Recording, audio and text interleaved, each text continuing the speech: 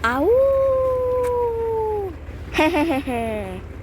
Alam ko, nakauwi na kayo. Ako naman ang aalis. Kayo naman sa bahay.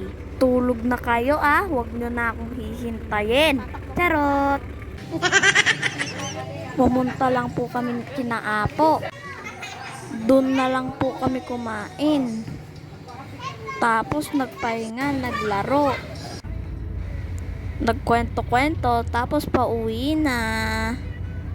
Ayan po yung church, katapat ng police station. Liliko lang po tayo dyan, papuntang kanan. Pak, ganun. Ayun na, ang 7-Eleven. Sabi nga po, Merry Christmas and Happy New Year daw. Kita nyo po ba dun sa pailaw?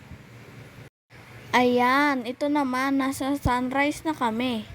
Malapit na po kami niyan. Nakapamasko nga po ako doon. Thank you po.